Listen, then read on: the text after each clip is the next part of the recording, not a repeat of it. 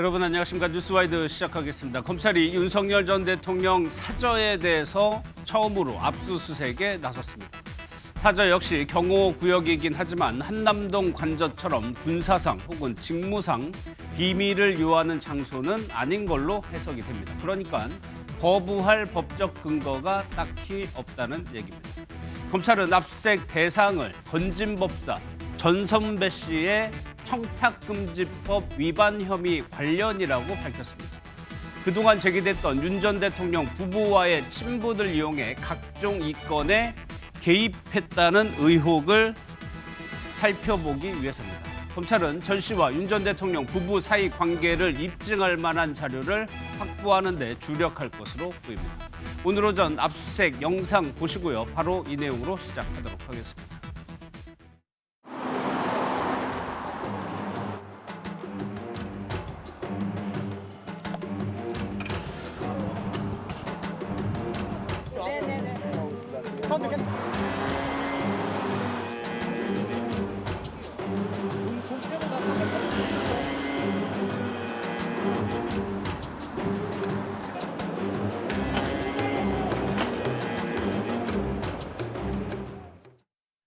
먼저 세 분과 함께 하겠습니다. 강민경 아나운서, 허주연 변호사, 서정빈 변호사 나오셨습니다. 어서 오십시오. 예. 오늘 오전에 검찰이 전격적으로 윤석열 전 대통령 사저에 대해서 압수수색을 진행을 하고 있습니다.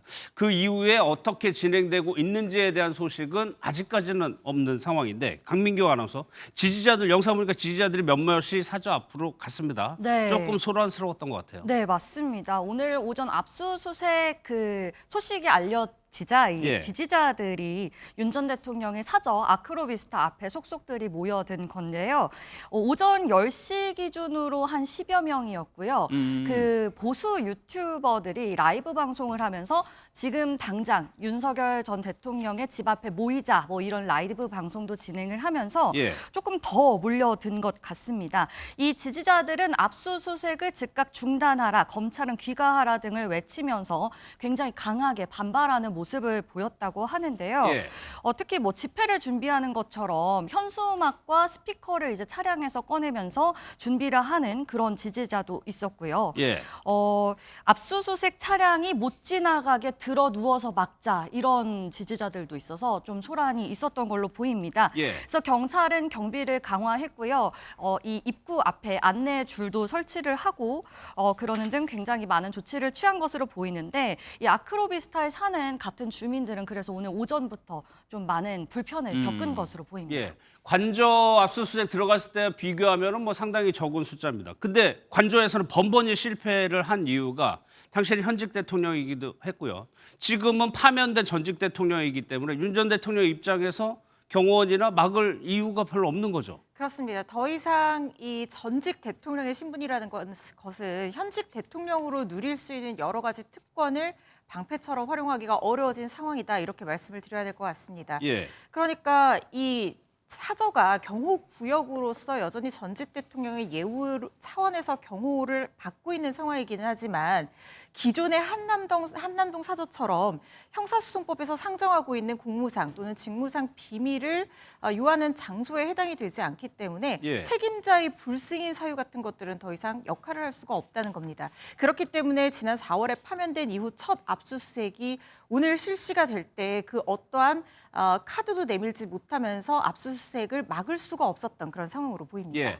아직 압수수색이 끝났다는 보도는 안 나오고 있는 상황입니다. 진행 중인 것 같은데, 저 아크로비스타 상가 1층에 코바나 콘텐츠, 김 여사가 운영하는 코바나 콘텐츠 사무실도 있습니다. 거기도 압수수색을 동시에 진행을 하고 있다는 건데, 서 변호사님, 검찰이 이렇게 강제 수사를 한다는 거는 들어가서 무언가를 찾으려고 하기 때문에 들어가는 거잖아요. 네, 그렇습니다.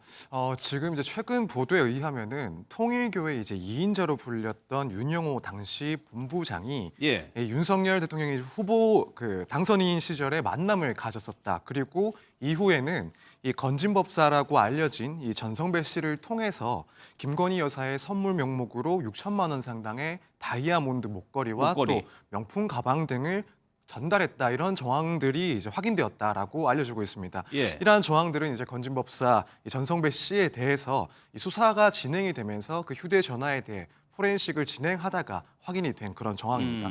이것 때문에 결국 서울 남부지검에서는 이렇게 전달되었다라고 하는 다이아몬드 목걸이나 혹은 명품 가방 등이 존재하는지 혹은 예. 또 관련해서 어떠한 증거들이 존재하는지를 확인하고 또 확보를 하기 위해서 이번 압수수색을 진행하고 있는 상황입니다. 예, 이 내용입니다. 전 통일교 간부가 건진 법사에게 무언가를 부탁을 하면서 김 여사의 선물 목록으로 목걸이하고 가방을 전달을 했다는 겁니다. 물론 이들은 가방을 전달하지 않았다고 지금 주장하고 있는 것으로 전해져요. 하지만 검찰은 정황을 포착을 했다는 겁니다. 전달된 정황을 포착했다는 건데 그러면 검찰이 이 정도면은 자신이 있다는 뜻으로 봐야 되는 겁니까? 네, 어느 정도까지는 조금 자신을 갖고 있는 상황이 아닌가 싶습니다. 최소한 이제 기존에 확보했던 이런 증거들을 봤을 때 압수수색을 진행할 정도로 혐의가 소명이 됐다라는 점은 뭐 분명한 입장으로 보여집니다. 예. 이제 검찰 입장에서는 아무리 뭐 전직 대통령 부부이기는 하지만 혐의가 이제 애매하다고 보이는 단계라면 이런 강제 수사를 진행하는 것이 상당히 부담스러울 수가 있었다라고 생각이 되는데 예. 일단 압수수색을 시작했다라는 것은 결국 이제 이미 확보된 다른 증거들로도 상당한 정도로 입증을 할 수 있다라는 점을 어느 정도 비추는 그런 사실관계가 아닌가 이렇게 생각이 듭니다. 예, 물론 정확한 수사 내용을 저희가 정확히 알 수는 없죠. 일단은 뭐 언론 보도를 통해서 나오는 내용은 이 두 사람 건진 법사하고 전 통일교 간부를 부인하고 있는데 검찰은 전달된 것으로 보고 있다. 만약에 전달이 됐다고 하면 어떤 혐의가 적용이 될 수가 있는 겁니까? 지금 전성배 씨에 대해서는 청탁금지법 혐의가 적용이 돼서 이걸 이유로 오늘 압수수색이 이루어졌습니다. 예. 그런데 다들 아시는 것처럼 공직자의 배우자인 경우도 이런 금품 수수를 금지하는 규정은 있지만 처벌 규정이 없기 때문에 청탁금지법으로 김건희 여사를 처벌하기는 좀 어려워 보입니다. 그런데 설령 전달됐다고 한다고 하면 예. 증례물 전달죄가 성립할 가능성을 배제를 할 수가 없거든요. 그러니까 김건희 여사가 이때는 뇌물에 쓰인다는 목적을 알면서 윤석열 대통령에게 전달할 목적으로 이 명품백이라든가 다이아몬드 목걸이를 받았다라고 하면 실제 전달됐는지 여부와 관계없이 증례물 전달죄로 처벌될 가능성이 있습니다. 나아가서 만약에 이게 실제로 전달이 됐고 지금 검찰에서 의심하는 것처럼 캄보디아 관련한 사업에 대한 어떤 대가성, 직무 관련성까지 인정이 된다라고 하면 예. 윤석열 대통령 부부가 모두 뇌물죄의 공범으로 처벌될 가능성도 있거든요. 아, 왜냐하면 우리 예. 대법원에서 어떤 입장을 취하고 있냐면 설령 이게 그 여성용 목걸이기 때문에 윤석열 대통령에게 준 건 아니지 않습니까? 예. 그런데 설령 이게 비공무원이 이런 뇌물을 받았다라고 하더라도 실제적으로 비공무원과 공무원이 서로가 마치 한 몸인 것처럼 기능적인 행위 지배를 통해서 어떤 암묵적인 공모를 가지고 이런 비공무원에게 뇌물이 전달이 됐던 것이 사실상 공무원이 뇌물을 수수한 것과 동일할 정도로 평가할 수 있다면 예. 잘 아시는 것처럼 경제 공동체에 준할 정도가 된다고 하면 이 둘은 뇌물죄의 공동 정범으로 처벌할 수 있다는 것이 우리 판례 입장이거든요. 그렇기 때문에 앞으로 수사 경과를 지켜봐야 되겠습니다만 오늘의 이 압수수색의 의미는 윤석열 전 대통령 부부가 모두 뇌물죄로 처벌받을 수 있는 가능성이 열리는 교두보다 그리고 예. 검찰의 수사가 앞으로는 이들 두 부부의 혐의를 입증하는데 정조준하는 방향으로 나아갈 것이다. 이것까지 예측할 수 있는 부분이라고 하겠습니다. 검찰은 일단 청탁금지법 얘기를 했지만은 뇌물죄로도 연결이 될 수 있는 부분이다. 그렇다면 허 변호사님, 이게 만약에 청탁을 하려는 목적이 있었다고 한다면 무언가 청탁하려는 대상이 있어야 되는 거죠. 지금 나오는 얘기가 캄보디아 사업 이런 얘기가 언론에서 나오더라고요. 그렇습니다. 이 통일교 쪽에서 지금 전달 경로를 좀 보셔야 되는데 예. 통일교 전 간부가 건진 법사를 통해서 김건희 여사와 나아가서 윤석열 대통령 부부에게 전달을 했다라는 거잖아요. 이 대가가 뭐냐면 통일교 측에서 캄보디아에서 사업을 진행하고 싶었던 게 있었다는 겁니다. 예. 메콩강 주변에 아시아 태평양 유니언 본부 그러니까 이게 어떤 종교적인 단체처럼 보이는데요. 이 본부 건립을 추진을 했는데 공교롭게도 이 시점에 정부가 캄보디아에 대한 기금 지원, 차관 지원 관련 한도액을 기존 7억 달러에서 15억 달러, 이게 우리 돈으로 2조 원 상당히 해당하는 건데 예. 굉장히 한도를 늘렸다라는 이 의혹이 있습니다. 그러니까 캄보디아 지원 사업에 대한 어떤 정부 차원에서의 공적 기금 원조를 통해서 통일교가 교단의 사업을 하는 것에 이익을 보려고 했던 것이 아니냐 이런 의혹인데요. 예. 그런데 문제는 이 방식도 좀 문제가 되는 부분이 지금 민간 협력 전대 차관 방식을 취했다라고 알려지고 있거든요. 그 예산이 무려 1,300원가량 편성이 됐다는 것이 윤석열 정부 당시에 있었던 일이기도 합니다. 예. 그런데 이 전대 차관, 그러니까 차관이라는 건 돈을 빌려주는 거잖아요. 그런데 민간 협력 전대 차관이라고 하는 것은 사업이 정해져서 그 사업에 투자를 하는 것이 아니라 구체적인 사업이 정해지지 않은 상태에서 그냥 돈을 빌려주는 걸 얘기를 합니다.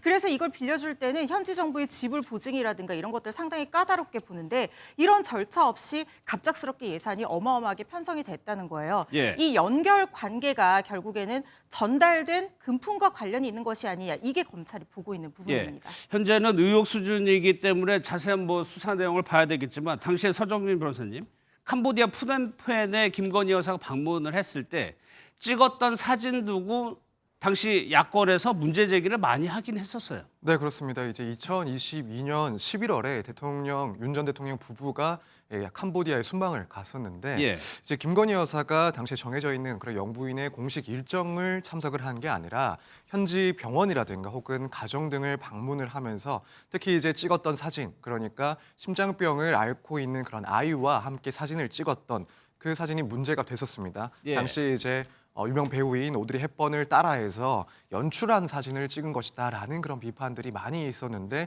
현 상황에서는 뭐 이 부분까지도 다시 한번 재조명되고 있는 상황으로 보이긴 합니다. 물론 이제 당시에 찍은 사진이 뭐 지금 와서 그것이 연출되었던 사진이다라고 하더라도 그것 가지고 뭐 통일교라든가 혹은 건진법사와의 그런 연결성을 의심할 수 있는 그렇죠. 그런 사실관계는 아니겠지만 적어도 일단 결국에는 당시에 윤 전 대통령 부부의 캄보디아 그 순방 시점이라든가 예. 혹은 뭐 협력기금 지원 한도 증액 시점 그런 경위 등을 전체적으로 봤을 때는 이제 결국 뭐 통일교 측 그리고 건진법사 측의 그런 관련성도 배제는 할 수 없는 사항이 아닐까 예. 이렇게 생각이 됩니다. 허 변호사님, 저거 하나 여쭤볼게요. 방금 윤석열 전 대통령 측에서 입장이 나왔는데 뭐라고 나왔냐면 김건희 여사가 건진법사 사건의 피의자가 아닌 참고인 신분이다라고 지금 방금 나온 입장이거든요. 그렇습니다. 지금은 참고인 신분으로 하는 것이 맞습니다. 왜냐하면 아직까지 혐의 특정이 되지 않은 상황이기 때문에 윤석열 대통령 부부가 입건이 된 상황이 아닙니다. 그러니까 예. 지금 오늘의 압수수색은 건진법사의 정치자금법 위반 혐의로 압수수색 영장이 발부가 된 것이고 참고인 같은 경우에도 사건 관련성이 상당히 높게 평가되는 경우에는 압수수색의 대상이 될 수가 있습니다. 그렇기 예. 때문에 오늘 사저에 들어가서 압수수색을 진행을 한 것인데 그런데 제가 아까 이게 윤석열 대통령 부부를 향한 수사로 이어질 가능성이 높다고 말씀드린 이유는 뭐냐면 만약에 오늘 압수수색에서 목걸이라든가 가방이라든가 기타 윤석열 전 대통령 부부의 뇌물을 수수를 의심할 수 있는 증거가 확보가 된다고 하면 이걸 근거로 윤석열 전 대통령 부부가 피의자 신분으로 별개 사건으로 입건이 될 수 있는 부분이거든요. 예. 그렇기 때문에 지금 윤석열 전 대통령 입장에서는 아직까지는 참고인 신분이다라는 것을 강조를 하고 있지만 오늘 압수수색 결과가 어떻게 될지에 따라서 검찰이 지금 보고 있는 그 너머의 시각에 대한 어떤 수사 이 부분까지 이어질 가능성은 배제할 수가 없는 상황으로 보입니다. 알겠습니다. 또요, 검찰에서 명태균 씨를 오늘도 이틀에 걸쳐서 소환을 했습니다. 오전에 압수수색 소식이 전해졌기 때문에 당연히 명태균 씨한테도 김건희 씨 또 건진법사와 관련한 질문들이 좀 이어졌는데 어떻게 답했는지 한번 보겠습니다. 예, 그것도 정말 재미난 게 2018년도에 제가 서울 올라간 적이 없어요. 그러니까 그런 사람이 뭐가 있는지 저도 방송 보고 알았어요. 제 전화기에 건진이라는 사람이라는 게 없어요. 아니, 제가 자꾸 사람들이 뭐 무당도 아니고 어떻게 그걸 제가 예측할 수 있겠어요. 오늘 검찰이 어떻게 물어보면 제가 알겠습니까? 뭐 명태균 씨 얘기를 들어봤지만 명 씨가 건진법사를 뭐 꼭 알으란 법은 없죠.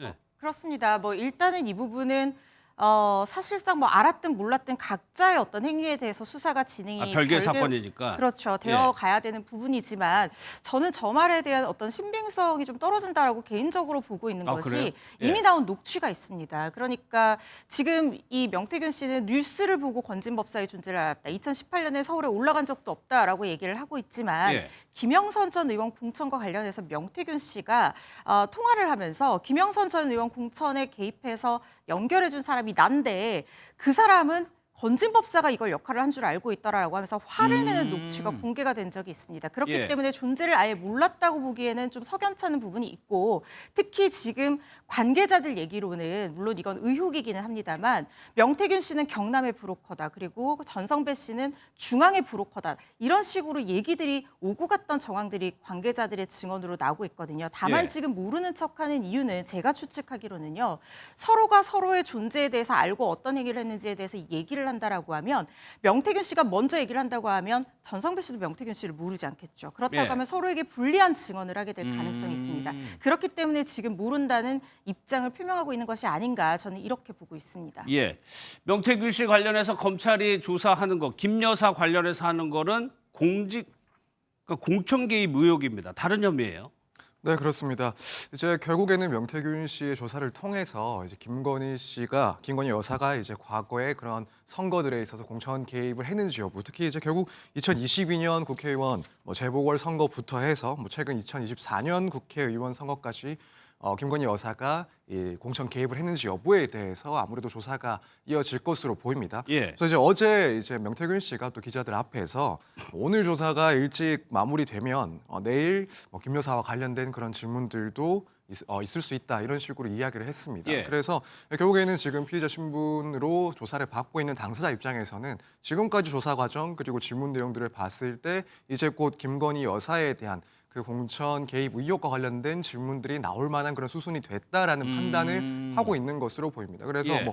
오늘 있었을지 혹은 차후에 진행이 될지는 모르겠지만 일단 앞으로 김건희 여사의 그런 공천 개입 의혹에 대해서 상당 부분 조사가 진행이 될 걸로 보이고 결국 그 내용은 이제 이전에 언론 등을 통해서 밝혀졌던 공개가 됐던 명태균 씨와의 그런 통화 내용이라든가 혹은 텔레그램 대화 내용들 이런 증거들을 기반으로 해서 실제로 어떠한 사실관계들이 존재했는지를 질문하는 형식으로 예. 조사가 진행될 것이다 이렇게 예상을 할 수가 있습니다. 그럼 명태균 씨한테 그런 김건희 여사와 관련한 이제 질문 조사를 하게 될 것이고 또 다른 주변인들도 거의 조사가 끝났고 그렇다면 김건희 여사를 직접 조사하는 이 시기가 임박했다고 봐야 되는 거잖아요. 네, 그렇습니다. 이제 통상적으로 형사 사건을 조사를 하게 되면은 일단 참고인들 혹은 관계자들에 대해서 조사를 진행을 하고 또 마지막 단계에 가서는 이렇게 수집된 증거들을 바탕으로 해서 주요 피의자들에 대해서 조사를 진행을 그렇죠. 하게 됩니다.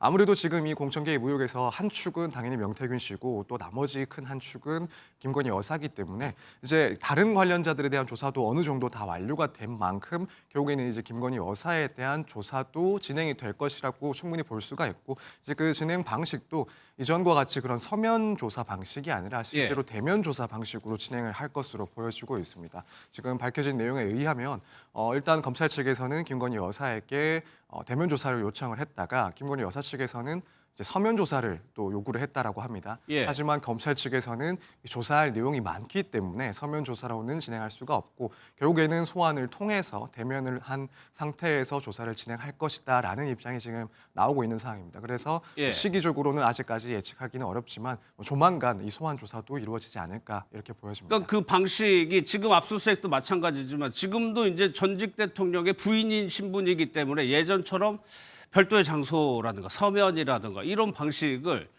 김건희 여사 측에서 원하는 대로 되지 않을 가능성이 높은 거잖아요. 네, 그렇습니다. 사실 이전에 이런 서면 조사 혹은 검찰청에서의 조사가 아니라 제3의 장소에서 조사를 한번 진행을 했었는데 예. 그때도 상당히 이제 특혜라는 그런 비판들이 논란이 많았습니다. 있었죠. 물론 검찰 측에서는 이제 김 여사에 대한 그런 경호 안전상의 문제 때문에 제3의 조사 장소를 선택을 했다라고 했었지만 상당한 비판이 있었던 것도 사실입니다.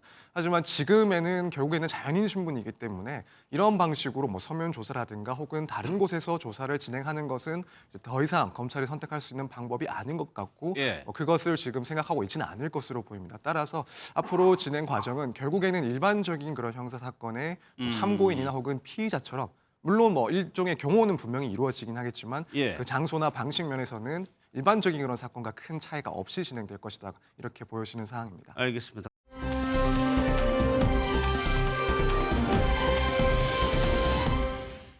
러시아가요 북한군 훈련한 영상을 이어서 실전에 투입해서 싸우고 있는 북한군 영상을 계속 공개를 하고 있습니다. 북한과 러시아도 여기에 호응을 하고 있고요.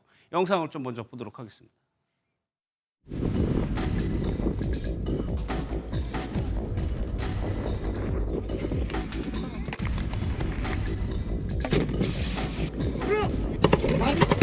끝내 마지막까지.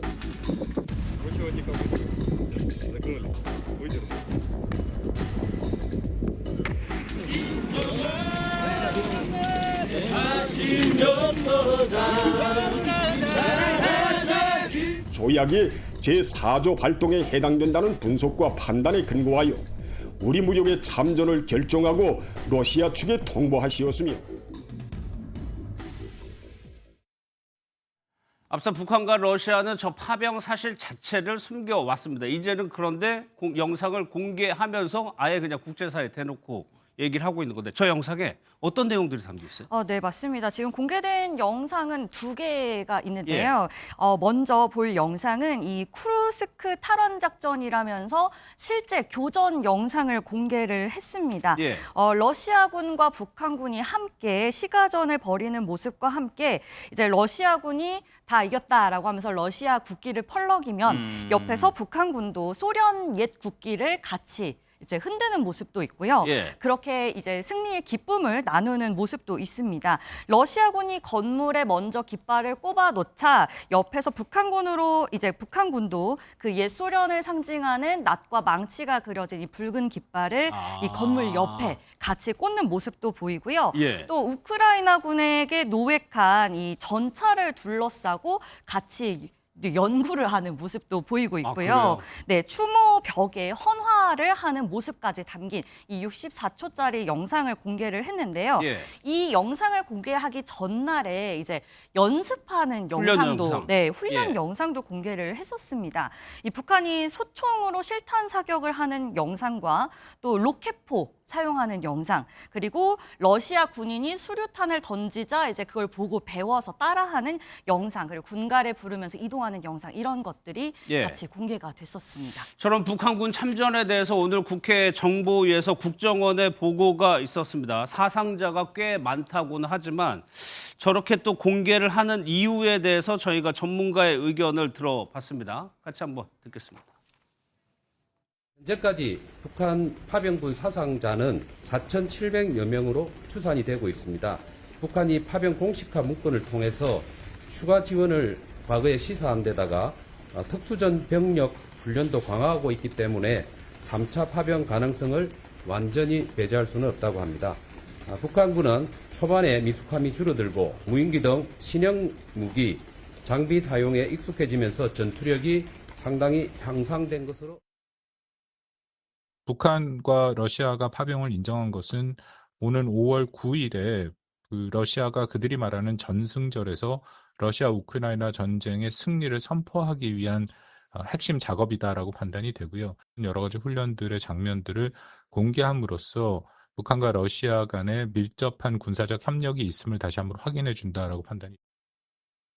국정원에서는 더 보낼 가능성까지 보고 있고 지금 박원경 고수는 다음 달에 있을 전승절을 관련이 있을 거다라고 해석을 하고 있는데 허 변호사님, 다른 이유들, 그러니까 뒤늦게 공개한 이유들에 대해서 여러 가지 좀 해석이 나오고 있어요. 일단 러시아 입장에서는 지금 쿠르스크 탈환이 굉장히 중요한 의미거든요. 예. 왜냐하면 러시아 본토가 이렇게 외부에 점령을 당한 적이 굉장히 거의 그렇죠. 없었는데 예. 지금 쿠르스크 지역을 우크라이나가 일부 점령한 상태에서 휴전 협상이 된다고 하면 점령된 그 자체에서 각자의 영토로 인정될 가능성이 상당히 높았어요. 그래서 그거는 러시아의 자존심에 너무 이 스크래치가 나는 일이다, 예. 이 흠집이 나는 일이다라고 봐서 쿠르스크 탈환에 굉장히 총력을 기울였는데 지금 북한군의 도움으로 쿠르스크 탈환 승리를 선언을 한 상황이지 않습니까?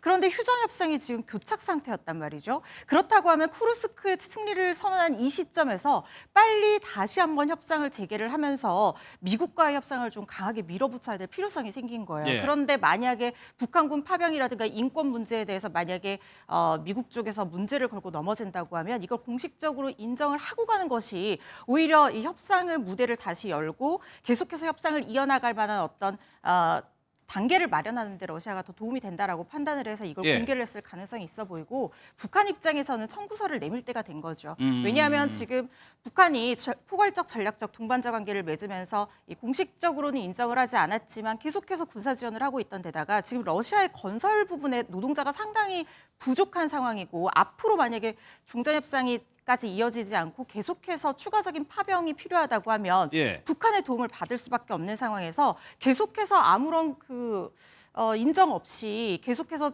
인력만 지원을 하다 보면 나중에 원하는 것들을 못 받아낼 가능성이 있다라고 판단을 한 것 예. 같아요. 이게 장기화된다고 하면요. 그렇기 때문에 북한 입장에서도 이걸 인정해야 된다. 특히 북한 내부적으로 지금 파병한 사람들이 전사한 것에 대해서 소문이 너무 많이 퍼져서 예. 굉장히 주민들의 반발이 심한 상황이라고 합니다. 그래서 지금 서로가 윈윈하는 전략으로 인정하고 가는 것이 지금 시점이 제일 좋겠다라고 판단을 해서 이렇게 뒤늦게 인정을 한 것이 아닌가 하는 생각이 예. 듭니다.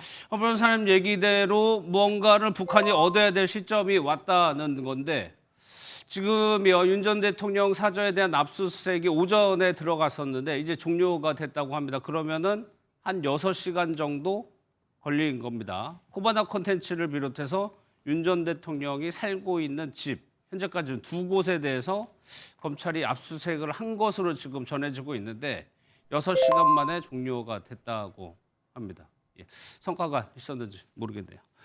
북한도 얻어야 될 게 되는 시점이 있다고 했는데 오늘 강민경 아나운서 국정원이 실제로 북한이 얻은 거에 대해서 좀 언급을 했어요. 네, 맞습니다. 북한이 사실은 최근 몇십 년간 직접 전쟁을 치러본 경험이 없었거든요. 그렇죠. 네, 예. 그래서 이제 국정원 보고에 따르면 북한 군인들이 굉장히 또 목숨을 많이 잃었지 않습니까? 지금 15,000여 명이 2차례에 걸쳐서 파병이 됐었는데 그중에 다치거나 사망한 사람으로 추정되는 사람이 4,700명. 그중에 정말 죽은 걸로 사망으로 판단되는 게 600명이었습니다. 예. 그런 와중에 지금 북한이 무인기 등 이 신형 무기 운용에 점점 익숙해지면서 전투력이 상당히 향상이 됐다는 거예요. 그래서 파병 초기에 미숙함이 줄어들면서 현대전에서도 이제 충분히 활약을 할 수 있을 것이다. 이렇게 보는 분석이 나왔습니다. 실전 능력이 향상됐다는 거죠. 네, 사실 이제 드론이나 이런 신형 무기에 대해서는 굉장히 익숙하지 않다가 예. 이제 파병이 진행이 되면서 점점점 적응을 한 것으로 보입니다. 그렇지만 또 이 파병이 장기화되면서 일부 북한 군인들이 현지에서 이탈을 하는 행위도 조금은 벌어지고 있다고 합니다. 예.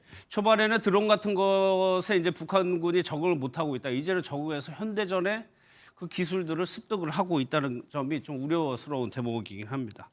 그런가 하면 북한 내부에서는 김정은 위원장의 딸이죠. 김주애가 연일 좀 언론에 모습을 드러내고 있는데 김여정 부부장이 저희는 북한의 2인자로 알고 있었는데 최근의 영상을 보면 오히려 김여정 부부장이 김주애에게 인사를 하는 모습이 포착됐어요. 네, 그렇습니다. 최근 영상을 확인해 보면 이제 김정은 위원장의 여동생인 김여정 노동당 부부장이 이 김정은 위원장의 딸인 김주애에게 허리를 굽혀서 이제 보좌를 하는 그런 모습이 포착이 됐습니다. 예. 사실 이 장면뿐만 아니라 예를 들면 이제 김정은 위원장이 이 북한 해군 역사상 최대 규모로 평가를 받고 있는 5,000톤급 이 구축함 진수 기념식이 있었는데 이 자리에도 이제 김주애가 함께 참석을 한 그런 모습이 포착이 되기도 했고 그 밖에도 이제 김정은 위원장들이 이제 주민들을 만나러 가는 그런 장면들에서도 곁에는 결국 김주애가 함께 있는 모습들이 많이 포착이 됐습니다. 그래서 이런 모습들을 봤을 때 결국에는 이제 후계자로서 김주애의 그런 지지 기반을 다지기 위한 그런 포석들이 아닌가라는 이야기들이 나오고 있는 상황입니다. 예, 각종 행사에 이제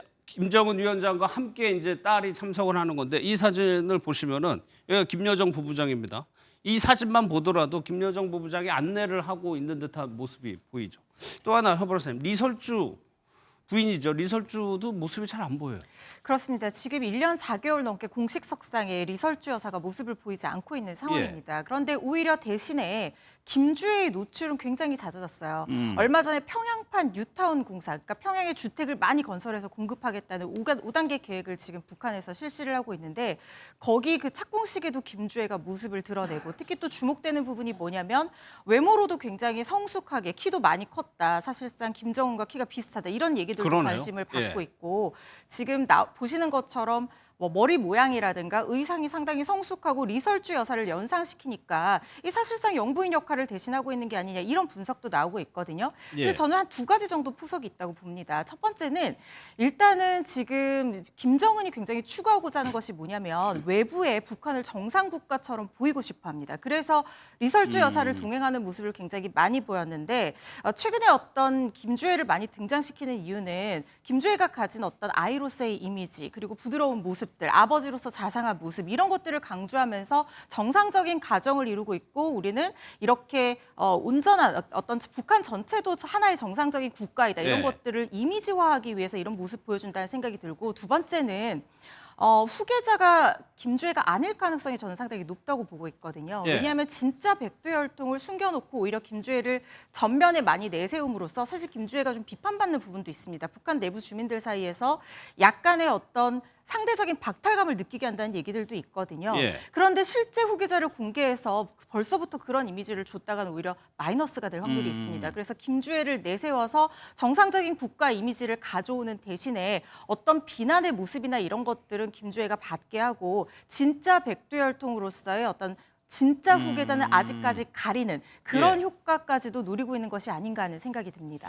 변호사 말씀 더해서 북한은 특히나 그 봉건적이라고 할 정도로 남성 중심주의가 강한 나라죠. 그럼에도 불구하고 딸인 김주애를 계속적으로 노출을 시킨다. 이 부분에 대해서 저희가 전문가한테 한번 물어봤습니다. 어떻게 답하는지 들어보겠습니다. 북한은 여전히 매우 남성 중심의 사회고 또 북한이 표방하는 국가의 성격 자체가 군사적인 성격이 강하기 때문에 여성의 지도자로서 등장하는 것 자체에 거부감이 있을 가능성이 높습니다. 오히려 김주애를 이렇게 자주 등장시킴으로써 기정사실화하고 북한 주민들에게 이것을 수능토록 하는 그런 북한 정부의 당국의 의도가 있다고 판단합니다.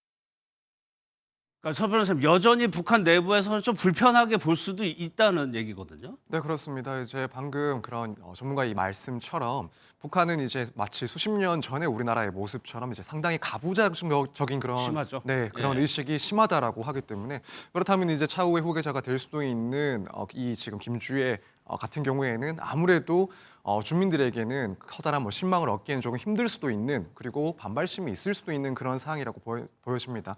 사실 근데 이렇게 세습 국가 같은 경우에는 결국에는 이런 독재를 하면서 그 체계를 유지하기 위해서는 다양한 홍보와 또 활동을 통해서 이런 점들을 주민들에게 부각시키는 게 하나의 수단으로 보이는데 그렇죠. 예. 결국에는 지금 김주애를 이렇게 외부에 충분히 노출을 시키면서 이런 가부장적인 사상이 아직까지 많이 남아있는 그런 북한 주민들에게 최대한 접촉을 많이 시키고 또 이후에 그런 후계자의 그런 지위를 승계하는 데 있어서 조금 더 부드럽게 완화해서 넘어갈 수 있도록 하는 그런 의도가 있는 것 아닌가 이런 평가들이 충분히 가능한 상황인 것 같습니다. 예.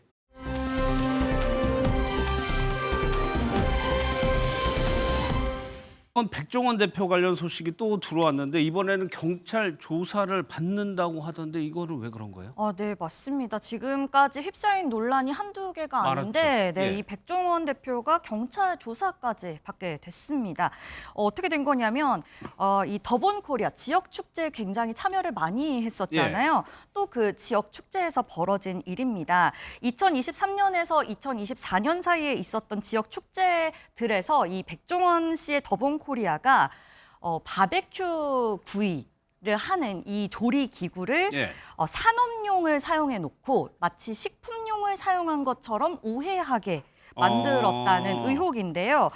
이게 왜 제기가 됐냐면 이 고기를 굽는 바베큐 시설 앞에 축제 현장에 친절하게 직접 안내 배너와 인증서를 게시를 한 건데요. 아, 그래요? 이 배너를 자세히 살펴보면 우리 바베큐 장비는 스테인리스 스틸로 제작돼 안전성 검사를 마친 장비다라는 문구와 함께 이 해당 산업용 금속에 대한 포스코의 인증서가 이 그림 파일로 들어가 있습니다. 예. 그런데 다만 이 포스코에서 받은 이 인증서가 식약처의 식품용 적합성 인증과는 아무런 관련이 없다는 의혹이 제기가 된 거예요. 예. 실제로 이 바베큐 그릴에 사용된 스테인리스 스틸 304가 산업용과 식품용 두 가지로 나눠질 수가 있는데 식품용은 음식에 직접 닿기 때문에 이 마감 등에서의 처리가 훨씬 더 안전하고요. 예. 이 중금속 등의 우려가 있습니다. 이 산업용은. 그래서 이 축제가 한참 일 당시에도 이 닭고기를 굽는 모습이 이제 한참 인터넷 커뮤니티에 돌아다녔었는데요. 닭고기의 은색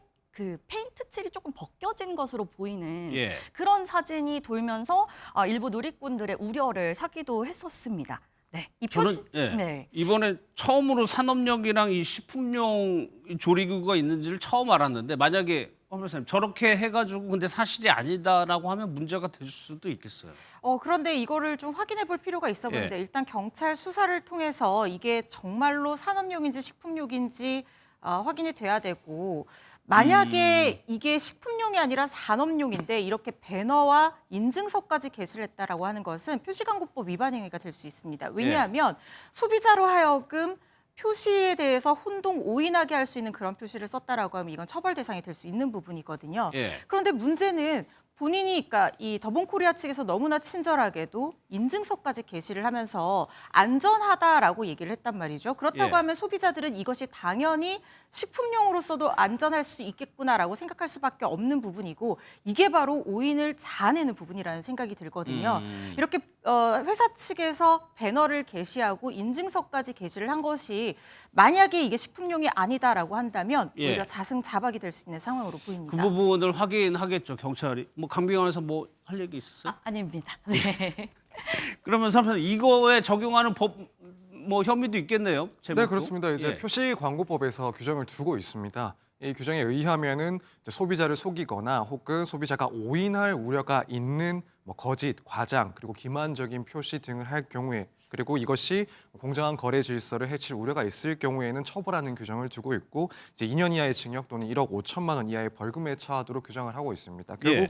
지금 문제되는 것은 이 내용을 보면 이제 변호사님께서 말씀하신 것처럼 마치 이 바베큐 장비가 식품을 이제 뭐 제조하고 그걸 섭취하는데 아무런 문제가 없다, 안정성이 입증됐다 이런 식으로 이 소비자들이 봤을 때는 오인을 할 수 있는 그런 기만적인 표시다라는 점이 이제 문제가 될 수가 있는 상황이기 때문에 예. 표시광고법 위반 여부가 결국에는 핵심적인 내용이라 할 수가 있습니다. 알겠습니다. 강미관에서 최근 들어서 뭐 회사가 많긴 하지만 본인을 둘러싼 논란도 그렇고 굉장히 좀 논란들이 많습니다. 네, 논란이 계속해서 끊이질 않고 있는데요. 지금 백햄이라고 하죠. 그 햄의 함량이 미달된 것부터 사실 예. 이 논란이 촉발이 됐는데요. 그 이후로 많은 논란과 의혹들이 터지면서 공식 석상에 나가서 사과도 하고 그러면 또 다른 논란이 터지고 그런 후에는 이제 뭐 공식 홈페이지에 사과문도 게재를 했지만 또 다른 의혹과 논란들이 연달아 터지면서 이 일련의 그 백종원 대표를 둘러싼 논란이 일축될 기미가 보이지가 않고 있습니다. 아무래도 이 먹거리, 음식, 요리 관련해서 유명해진 사람이기도 하고 나오는 예능마다 사실 빵빵 터졌거든요. 가장 최근에는 그 넷플릭스 흑백 요리사를 그렇죠. 통해서 굉장히 또 신뢰감 있는 심사위원의 모습을 또 보여줬기 때문에 인기와 더불어서 사람들의 배신감이 조금 더 크지 않았을까라는 생각이 드는데요. 최근 또 그 백종원 대표의 프랜차이즈 카페 브랜드가 있거든요. 예. 그 카페에서 파는 이 쫀득 고구마 빵이라는 빵이 외국산 원료를 쓰면서 또다시 원산지를 속였다. 이런 의혹도 또 나왔고요. 예. 또 다른 죽을 파는 데요. 이 죽에서는 또 양식 새우를 사용함에도 불구하고 자연산 새우를 쓴 것처럼 광고를 해서 강남구청으로부터 시정 명령을 받기도 했습니다. 근데 허 변호사님 저희가 앞서 본 그 경찰이 수사에 착수했다는 건도 그렇고 그 1, 2년 전 얘기인데 과거의 것까지 해가지고 계속적으로 끌어와서 논란이 되는 측면도 있는 것 같고 왜 이렇게까지 좀 커질까요?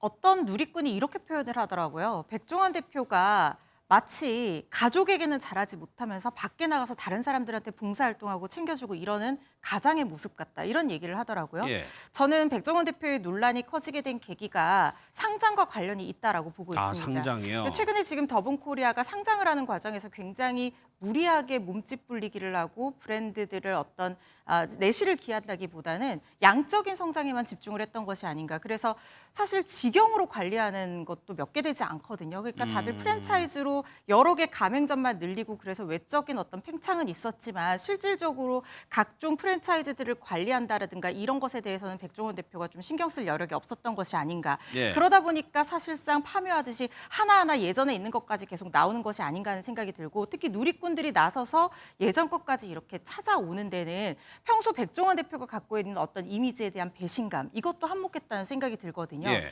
백종원 대표가 인기를 얻었던 이유는 일반 시장 상인들에게 직접 가게에 들어가서 컨설팅을 해주면서 이런 위생적인 문제들 고쳐야 된다, 이런 거 하나하나 제대로 해야 된다라고 얘기를 하는 모습에서 많은 분들이 공감을 했었습니다. 예. 그런데 정작 백종원 대표가 이끄는 프랜차이즈 업체라든가 관련 업체에서 그런 기본적인 부분을 지키지 않았다는 점이 하나씩 나오면서 여기에 배신감을 느낀 누리꾼들이 예전에 이런 것도 있었다, 이런 것도 있었다, 이렇게 하나하나 끌어오다 보니까 이게 일파만파 사태가 커지고 있는 상황 같다는 생각이 듭니다. 예, 뭐 워낙 뭐 자료도 많이 남아 있을 테고요. 그런데 이 부분 한번 짚어보려고 하는데 강민경 아나운서, 백종원 대표를 믿고 이제 프랜차이즈 사업에 이제 가맹점주들이 네. 피해를 지금 많이 보고 있는 상황이란 말이에요. 네, 맞습니다. 이 백종원 이름 석자만 믿고 프랜차이즈 사업에 뛰어든 가맹 전주들이 많은데요. 예. 사실 이 백종원 대표 때문에 요즘 꼴이 말이 아니다라면서 불만을 토로하는 분들이 굉장히 많습니다. 매출이 적게는 20%, 많게는 40%에서 50%까지 실제로 줄어든 곳도 많아서 예. 당장 월세를 내기에도 굉장히 어려움을 겪는 곳도 많다고 하고요. 그래요? 그래서 이제 장사가 잘 안 되니까 지금 당장 사업을 접고 싶다. 근데 이 사업을 접고 싶을 때 접을 수 있다면 또 다행인데 예. 문제는 가게를 내놓기에도 쉽지 않은 상황이라고 합니다. 이 양도 양수업체에서 백종원 프랜차이즈다라고 말을 하면 지금 좀 실정이 어려울 것 같다라고 또 거절을 한다고 하네요. 예. 이 가게를 못 팔면 권리금 회수는 물론 이제 투자금도 돌려받지 못하는 상황이라 가맹점주들의 피해가 지금 이만저만이 아니라고 합니다. 뭐 직접적으로 관련이 없는 내용도 많은데 지금 가맹점주들이 피해를 보고 있는 상황입니다. 뭐 온라인에는 이제 하소연하는 글들이 많이 올라오고 있는데, 설명서 이것이요. 처음에 이제 가맹할 때 백종원 대표의 그 유명세에 대해서 혜택을 볼 수가 있겠지만 이런 상황이 되면은 점주들이 또 피해를 보는 상황이 된단 말이에요. 그럼 대응할 수 있는 방법이 있나요? 근데 사실 이제 결국에는 이제 소송전으로 흘러가게 될 가능성이 상당히 높아지고 있는 상황이 아닐까라고 생각이 됩니다. 예. 물론 이제 프랜차이즈와 같은 그런 사업 같은 경우에 단순히 실적이 나오지 않는다, 매출이 없다라고 해서 소송을 진행할 수는 없지만 현재까지 상황을 봤을 때 이제 점주들의 주장하는 바에 의하면 몇 가지 방식의 그런 소송이 이어질 수 있을 것 같습니다. 일단 첫 번째는 이미 이제 일부 점주들이 주장을 한 내용인데, 더본코리아가 이 가맹점들을 모집할 때 월 수익이라든가 매출 등에 대해서 과장을 했다, 또 허위를 주장을 했다, 안내했다, 이렇게 이야기를 하고 있는 상황이라서 이 부분 관련해서는 이제 가맹사업법 위반 문제로 소송을 제기할 가능성이 있고, 또 특히 이제 백 대표의 그런 최근 논란과 관련해서도 손해배상 청구 소송이 또 진행될 가능성이 상당히 높다라고 보여집니다. 예. 왜냐하면 이제 가맹사업법에 의하면은 이제 가맹계약을 체결을 할 때 어떤 조항을 넣도록 되어 있습니다. 그 조항 내용은 결국 이 가맹본부의 혹은 가맹본부에 있는 임원의 불법 행위라든가 혹은 명성이나 신용을 훼손하는 그런 행위 등이 있을 때, 그래서 사회상규에 위반하는 그런 행위 등이 포함되는 그런 문제들이 발생해서 점주들에게 그 피해가 발생하는 경우, 예. 이때는 이제 책임을 지도록 하는 규정을 두도록 하고 있습니다. 예. 따라서 이 계약 내용에 따라서 현재까지의 그런 의혹들, 결국에는 이제 이 본부의 대표인 백 대표의 그런 사회상규상 문제가 되는 행위들을 이유로 해서 책임을 묻는 내용의 손해배상 청구도 진행될 가능성이 있지 않나, 이렇게 예상이 됩니다. 허 변호사님, 이런 걸 두고 이제 오너 리스크라고 하죠. 그렇습니다. 오너 리스크 하루 이틀 문제되는 것이 아닙니다. 방금 예. 서정비 변호사께서 말씀해 주셨던 가맹사업법에 이런 손해배상 의무에 대해서 규정하는 조항을 넣게 된 계기도 대형 치킨 프랜차이즈에서 회장이 여직원에 대한 어떤 성적인 그 강제수행 문제, 그런 부분들이 문제가 된 걸 계기로 해서 이 가맹점주들이 너무 피해를 보니까 이거를 의무를 명확하게 그런 일이 가맹계약서에 있었죠. 네, 예. 규제를 하자, 이 삽입을 하자, 이 조항을 그렇게 해서 가맹사업법이 개정이 2019년에 된 부분이거든요.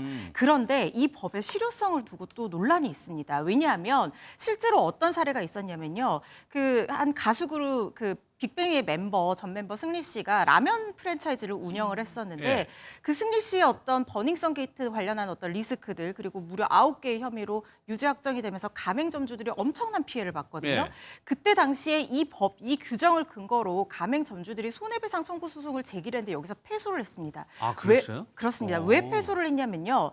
매출 감소 데이터를 가맹점주들이 제시를 했는데 이게 오너 리스크로 인해서 매출이 감소됐는지 그 인과관계가 인정이 안 된다는 아, 것이 그걸 증빙해야 이유였어요. 되는군요. 그렇습니다. 물론 시점이 교묘하게 맞물린다고 하면 인정이 될 여지는 있겠지만 이게 인정하거나 입증한다는 게 상당히 쉽지가 않고 설령 인정이 된다고 하더라도 전체 감소액이 아니라 그중에 일부만 아주 소극적으로 인정될 가능성이 높아서 실효성 부분에 대해서는 앞으로 좀 지켜봐야겠습니다. 예. 가맹점주뿐만 아니라 전국 지자체들도 좀 곤란한 상황이라고 하던데 왜 그래요? 네, 맞습니다. 지금 지역 축제가 사실 아, 날씨가 좋아서 예. 많이 지금 열리는 시즌인데요.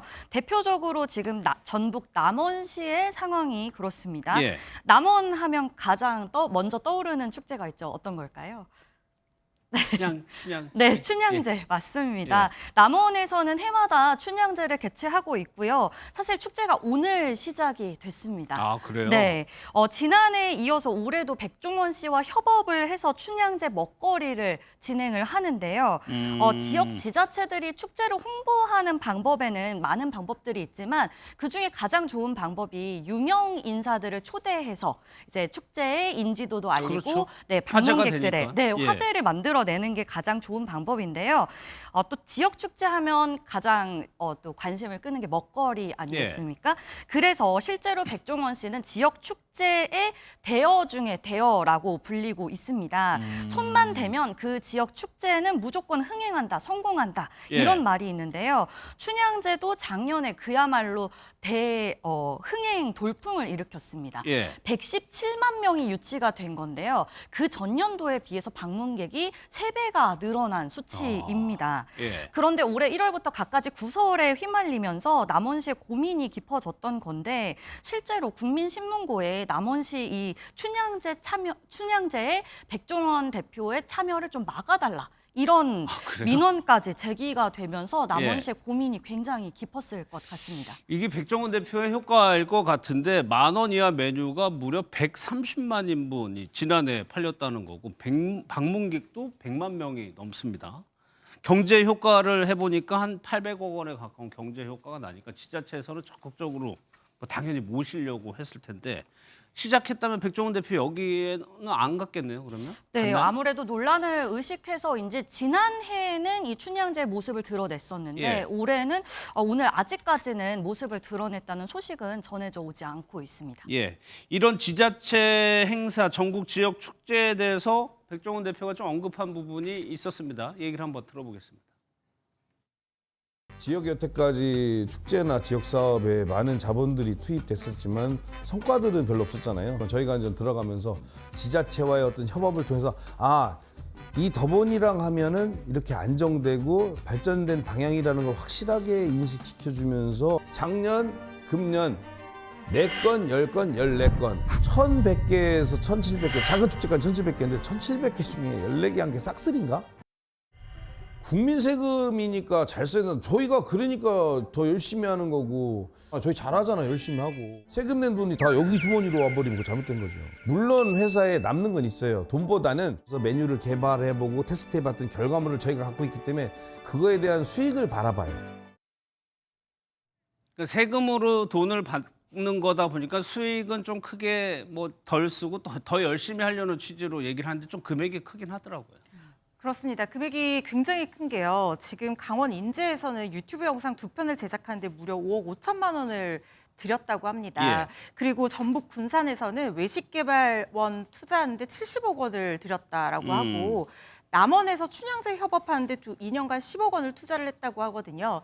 그런데 백종원 대표가 이렇게 투자를 받아서 수익도 많이 내고 하니까 뭐 지자체 입장에서는 투자를 해주는 게 수익으로 더 큰 수익으로 돌아올 수 있어서 이 정도 금원이 괜찮다라고 생각을 할 수는 있다는 그쵸. 생각은 예. 듭니다. 그렇지만 백종원 대표의 이런 리스크가 계속이 된다고 하면 지자체에서 이렇게 투입한 금원들이 오히려 부메랑처럼 돌아올 가능성이 있는 데다가 예. 백종원 대표는 이렇게 투자받는 것뿐만 아니라 자신의 이미지 제고라든가 연이은 방송 출연의 기회 창출 이런 것들도 지자체와의 협업을 통해서 얼마든지 새로운 수익으로 간접적으로 창출할 수 있는 부분이거든요. 그러니까 투자한 금액뿐만 아니라 그 이상의 무형적 이익도 누릴 수 있다는 측면에서 이번 백종원 씨의 어떤 문제가 이 투자에 과연 정당성이 있는 것인가 이 부분에 다시 한번 우리가 돌아보게 만드는 그런 지점이 되지 않나 싶습니다. 강민경 아나운서 뭐 이런 효과도 있고 실제로 지자체에서 이 정도의 효과가 보장이 된다고 하면은 백종원 대표를 막 부르고 싶어 할 것 같아요. 네, 맞습니다. 아마도 이 백종원 대표 효과가 가장 먼저 알려지게 된 게 예. 바로 충남 예산의 사례가 아니었을까 예산이요? 싶은데요. 일명 백종원 매직이라고도 불렸습니다. 충남 예산시장은 그냥 평범한 시골 장터였을 뿐인데 예. 백종원 대표가 손을 대면서 연간 350만 명이 찾는 명소가 됐습니다. 실제로 네. 제가 아는 지인도 주말에 예산을 내려간다고 하는 거예요. 그래서 예산에 왜 가냐라고 제가 물어봤었는데 예.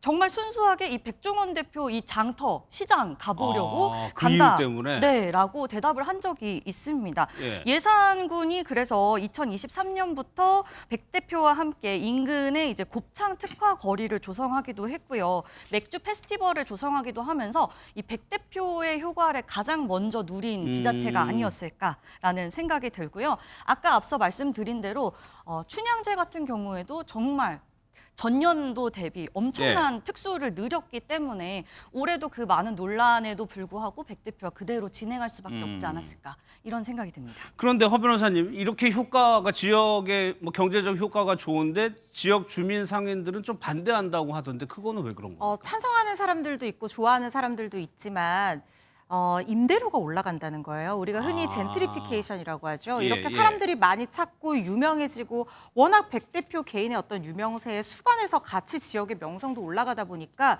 손님이 많이 오는 건 좋은데 임대인들이 임대료를 상당히 많이 올려서 그 지역에서 오래도록 일을 하던 상인들에게는 오히려 좋지 않은 효과가 올 수 있다고 그럴 수 합니다. 있겠네요. 거기다가 지역 상인들이 얘기하는 게 지역 장사는 단골 장사라는 거예요. 그런데 백 대표가 손댄 가게에만 단골들이 간다고 하면 이 손님을 유치하지 못하는 지역 상인들 같은 경우에 단골만 뺏기고 임대료만 올라가는 부작용을 겪게 된다는 거예요. 이런 점들이 일부 지역 상인들이 반가워하지 않는 이유라는 생각이 듭니다. 예, 이런 논란에 대해서 백종원 대표 회사 측에서도 입장을 냈죠. 그 내용도 좀 한번 전해드려야 될 것 같아요. 코리아에서 입장을 밝혀왔습니다. 예. 지역 축제 싹쓸이 의혹에 대해서 밝혔는데요.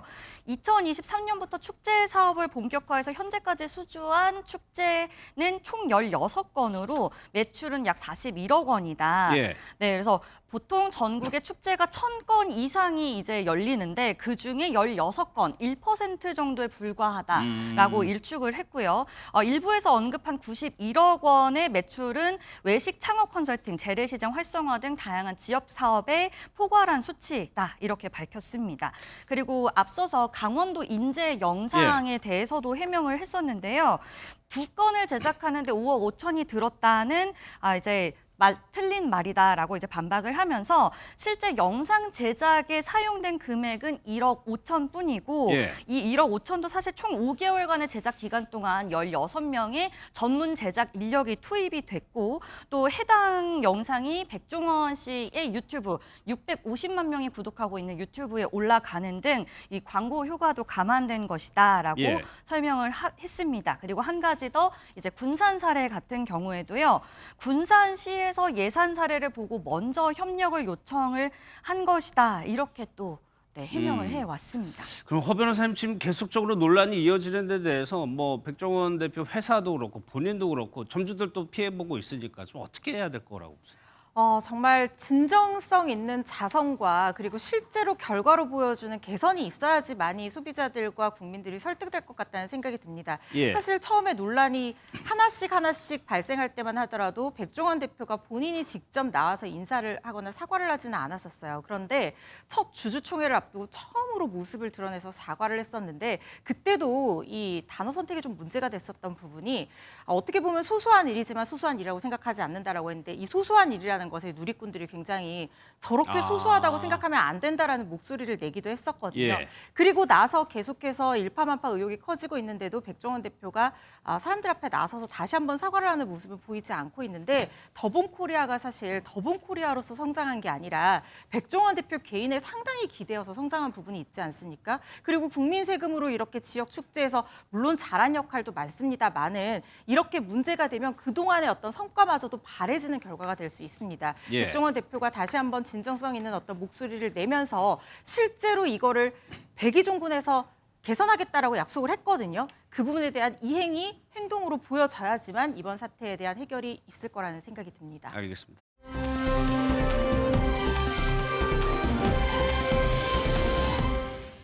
신상이 공개가 됐습니다. 네, 어제 예. 경찰이 살인 혐의를 받는 이 미아역 살인 사건의 범인의 얼굴을 공개를 했습니다. 네. 이름은 김성진, 나이는 만 32세, 1992년생입니다. 신상정보 공개 심의위원회를 연 경찰이 범행의 이 잔인성, 피해 중대성이 인정이 되고 범행의 증거가 충분하고 범죄 예방에 이 공공의 이익을 위해서 신상 공개가 필요해서 이렇게 공개를 했다라고 예. 밝혔는데요. 김성진이 뭐 신상 공개를 하는 것에 대해 이의를 제기하지 않아서 그의 신상이 어제부터 30일 동안 그러니까 5월 29일까지 홈페이지에 공개가 된다고 합니다. 그러면 서 변호사님, 뭐 이 사람 같은 경우에는 거기에 반대를 하지 않았지만 반대하면은 이게 공개가 안 됩니까? 공개를 하긴 하는데 이제 예. 5일간 이상의 그런 유예 기간을 두게 됩니다. 아, 그래요? 그래서 이제 그렇게 유예 기간 동안 이 피의자 같은 경우에는 예를 들어 법원에다가 가처분 신청을 해서 예. 자신의 그런 정보가 공개되는 것을 막기 위한 조치를 일단은 실행을 해 볼 수가 있는 겁니다. 실제로도 이제 작년에 여성 군무원을 이제 살해해서 시신을 유기했다라는 그 혐의를 받고 있었던 이 양광준 씨라고 있었습니다. 예. 당시에 이제 심의위원회에서는 이 정보를 공개하기로 결정을 했었는데 이때 이제 이의 신청을 했고 또 그래서 공개까지 그 유예 기간 동안 법원에다가 자신의 정보를 공개하지 말아달라는 내용의 가처분을 신청을 했었습니다. 물론 그 결과는 기각이 돼서 결과적으로 이름 등 그런 구체적인 인적 사항 등이 이제 공개가 됐었고요. 그래서 이런 이의 신청이 없다 하더라도 그 유예 기간을 일단 두고 차후에는 공개를 할 수 있는 그런 절차들이 마련되어 있습니다. 예. 이제 검찰로 송치가 된다고 합니다. 그러니까 살인죄가 적용이 되겠죠. 그렇습니다. 사람이 사망을 했기 때문에 살인죄 그리고 중상을 입은 사람도 있기 때문에 살인 미수죄가 같이 적용될 예. 거라고 보이는데요. 형량이 지금 단계에서 예상하기 좀 어려운 측면이 있습니다만 저는 20년 이상, 심한 경우에는 25년 이상도 될 그래요? 가능성이 있다고 예. 보고 있습니다. 이 사건의 핵심적인 부분은 이 사건이 비난 동기 살인이라는 겁니다. 그러니까 일면식도 없는 아무런 잘못도 없고 관계도 없는 불특정한 시민들을 대상으로 무차별적으로 공격을 해서 한 명을 살해하고 한 명은 살인의 미수에 그쳤던 사건입니다. 이거는요. 기본 양형 기준만 하더라도 15년에서 20년까지 되고 있고 예. 가중 요소가 있다면 18년 이상인데 계획 범죄를 했고 만약에 잔혹성까지 인정이 되고 반성을 하지 않고 피해 회복이 안 된다라고 한다면 그야말로 25년 이상까지도 선고될 수 있는 사안이라고 봅니다. 알겠습니다.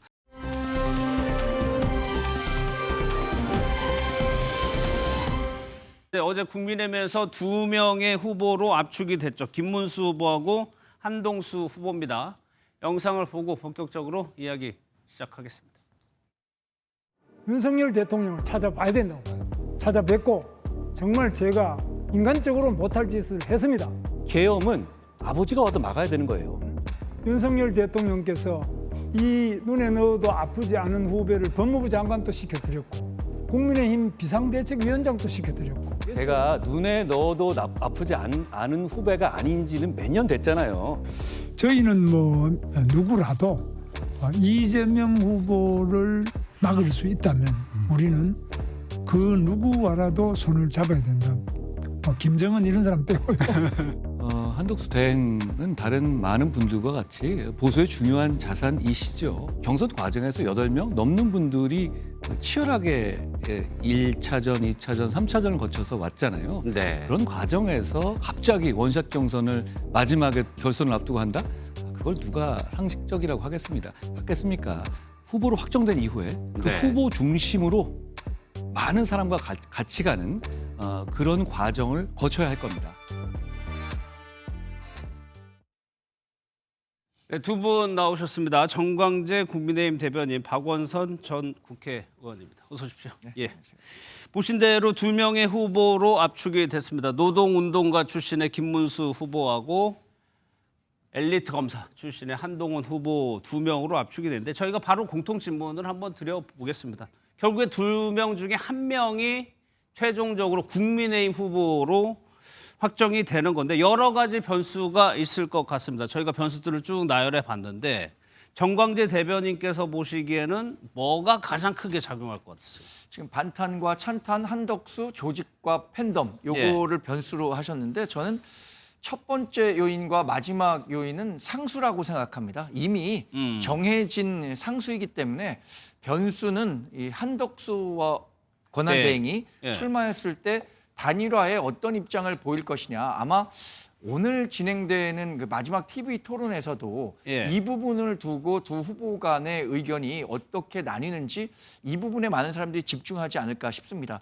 사실 그 반탄과 찬탄은 처음부터 구도가 정해질 때부터 김문수 후보는 탄핵에 강력하게 반대했고 그 대척점에 탄핵에 찬성했었던 한동훈 후보가 있기 때문에 이미 많은 분들이 결정을 하는 데 있어서 상수로 생각하고 있을 것 같고요. 조직과 팬덤에 있어서는 저는 이제 그 우리 대한민국 정치가 특히 우리 당원이 77만 명이나 되는 수준에 이르면서 조직표의 영향력은 조금 줄어들었다고 생각합니다. 반대로 이재명 후보 사례에서 알 수 있는 것처럼 자발적인 팬덤은 새로 부각되기 시작했다고 생각하거든요. 그런 측면에서 마지막 변수, 마지막 그 조직과 팬덤에서는 팬덤이 좀 앞서지 않을까 싶기도 하고요.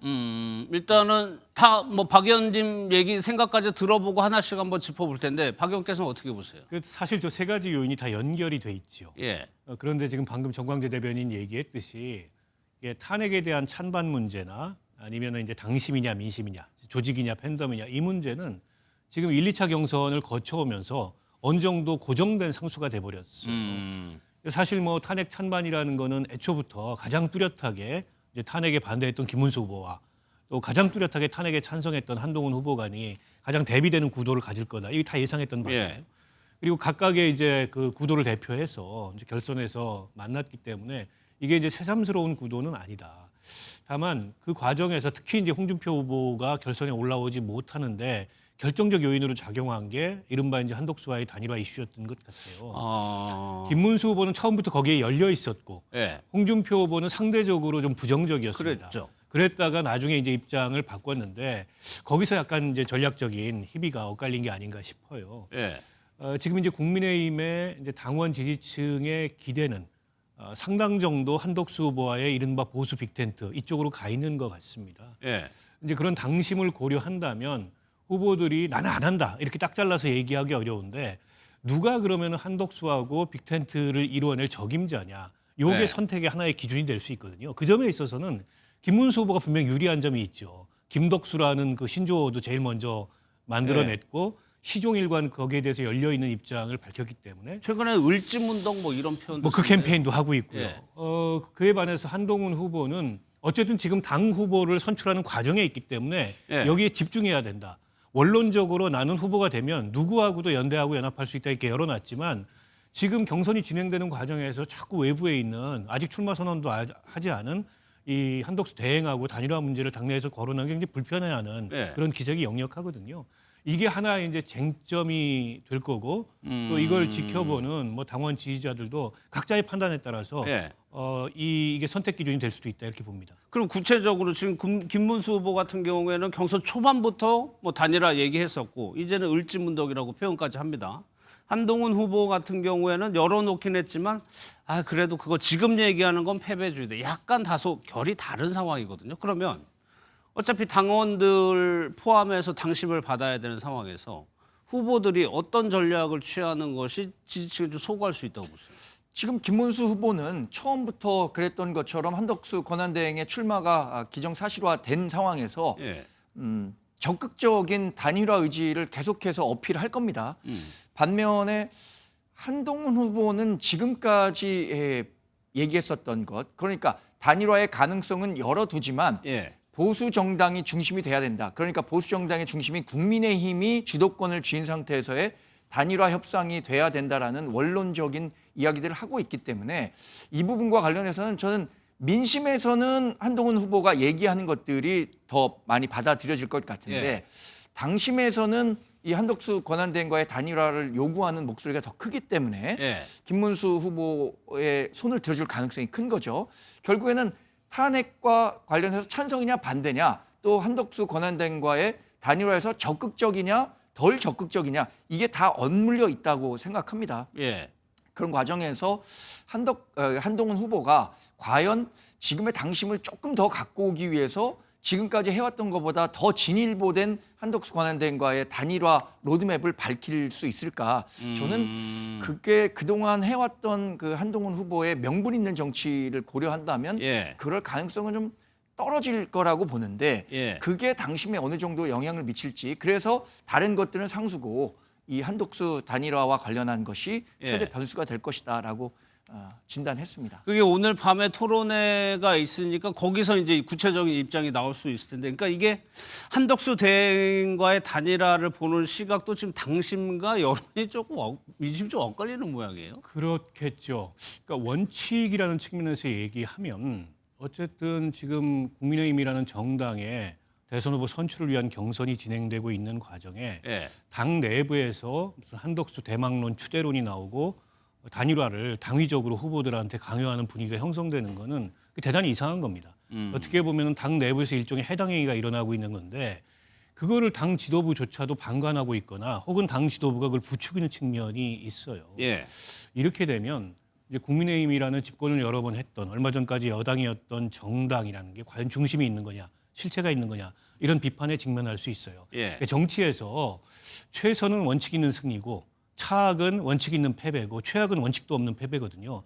자칫하면 한덕수 후보와의 이런 단일화라는 게 최악이 될 수가 있어요. 그 측면에서 한동훈 지금 후보가 얘기하는 게 원칙적으로 맞죠. 지금 우리는 우리 후보를 선출하는 과정에 있고 우리 후보 선출하는데 최선을 다하고 우리가 이기기 위해서 최선을 다하는 게 정당의 본질이잖아요. 근데 지금 그 정당의 본질에 어긋나는 그 당내 행위가 일어나고 있는 건 분명히 맞습니다. 그래서 아마 한동훈 후보는 그 원칙을 가지고 이제 당원과 유권자들을 설득하기 위해서 오늘 토론회에서도 노력하지 않을까 예상이 되고요. 근데 만약 김문수 후보하고 동일하게 뭐 내가 후보가 안 돼도 좋으니까 한덕수 후보하고 반드시 단일화하겠다. 그거는 한동훈 후보마저도 원칙을 저버리는 거기 때문에 그런 입장에 설 것 같지는 않습니다. 그래야 또 대비가 되기도 하고. 지금 이제 경선의 추이로 보면 확실히 그 여론의 추이, 기세에 있어서는 한동훈 후보 쪽에 올라오고 있는 게 맞아요. 다만 이제 김문수 후보 쪽으로 조직이 계속 보강되고 있잖아요. 뭐 탈락한 나경원 후보라든지 홍준표 후보 쪽에 현직 의원들이나 원외 당협위원장들이 그쪽에 가서 이제 지지 선언을 하는 상황이어서 어떻게 보면 조직과 바람의 대결 그리고 당심과 민심의 대결 이런 구도일 텐데 어느 쪽이 이제 막판에 승자가 될지는 아직은 뭐 단언하기 어렵고 좀 지켜봐야 될 것 같습니다. 저희가 여기에 적지는 않았지만 하나만 더 정광재 대변인께 여쭤볼게요. 내가 더 이재명 후보를 대적할 수 있다. 더 효과적으로 대적할 수 있다. 이 부분은 지지자들이 안 볼까요? 그 경쟁력을 당연히 높게 평가하겠죠. 그래서 한동훈 후보가 자신은 이길 수 있는 후보다. 이재명 후보를 이길 수 있는 후보다라는 점을 지속적으로 강조하는 메시지들을 내왔다고 생각하고요. 결국에는 그 지금 모든 여론조사를 보면 중도층에서 갖고 있는 여론이 중요하다고 봅니다. 결국에는 민주당 지지자들은 다 민주당을 찍게 돼 있고 이게 표의 응집력이 굉장히 강한 대선이 될 가능성이 커요. 그렇다면 중도 진영에서 갖고 있는 표심이 중요한데 지금 정권 교체 여론이 정권 재창출 여론보다는 어떤 조사를 하더라도 높게 나오는 게 현실이기 때문에 이 중도층에 소구할 수 있는 메시지들을 누가 더 잘 낼 것인가 이 부분에 대해서 분명히 민심에선 집중할 것 같아요. 당심은 모르겠습니다. 이 윤석열 전 대통령을 여전히 지지하는 사람들의 목소리가 일부 있기 때문에 그렇지 않더라도 중도 진영에서는 누가 이재명 후보와 대적해서 이길 것인가 이 부분을 뭐 집단 지성을 발현해서 선택할 것이라고 생각하기 때문에 결과는 뭐 지켜봐야겠습니다만.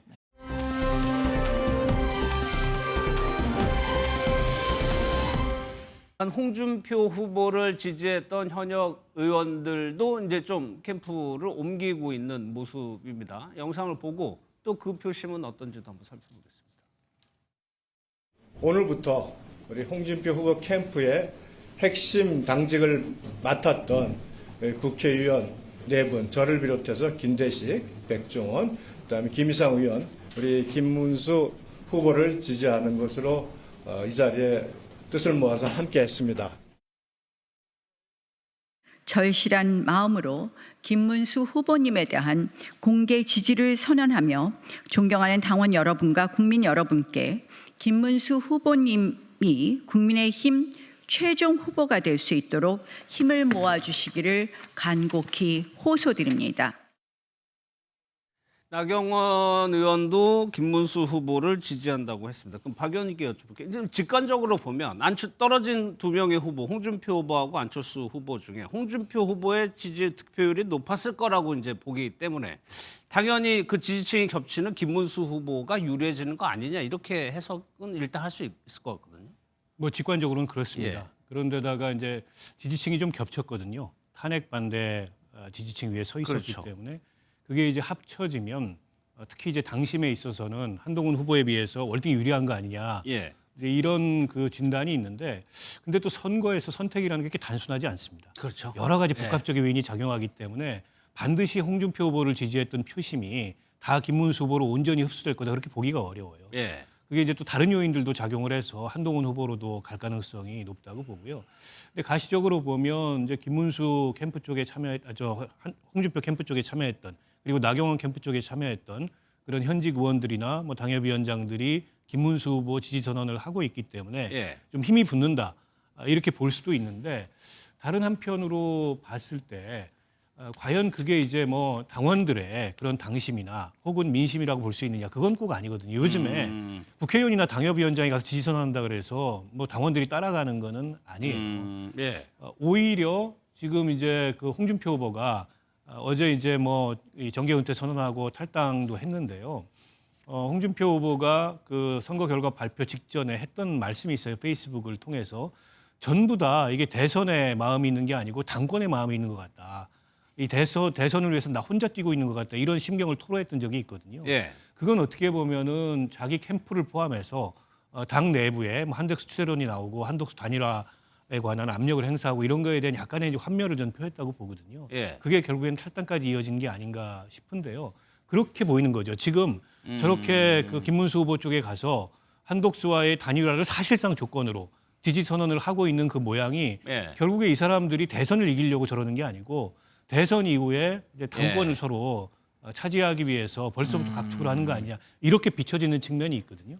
그래서 오히려 한동훈 후보 측에서는 뭐 이미 이제 그런 프레임을 가지고서 이게 대선의 마음이 있는 게 아니고 당권의 마음이 있는 거다. 그게 이를테면 한덕수와의 단일화를 요구하는 예. 그런 당내의 목소리를 나타나고 있다. 이런 역공을 취하고 있잖아요. 예. 그런 역공의 빌미도 될 수 있기 때문에 반드시 뭐 현역 국회의원들이나 당협위원장들의 지지가 한쪽으로 모인다 그래서 그게 선거 결과를 가를 결정적인 요인이다 이렇게 보지는 않습니다. 예. 한동훈 후보 입장에서도 홍준표 후보를 지지했던 그 지지자들이 현실적으로 필요하죠. 그래서 홍준표 시장에 대해서 여러 가지 언급을 한 게 있습니다. 그 내용 보고 이어가겠습니다. 언제든 저는 홍 후보님 만나고 싶습니다. 그리고 저는 홍 후보님 뵈면 유쾌하더라고요. 아쉽게 함께하지 못한 홍준표 후보님, 안 후보님께 감사와 위로 그리고 존경의 말씀을 드리겠습니다. 제가 많이 배웠고요. 앞으로 함께 정치할 수 있었으면 좋겠습니다.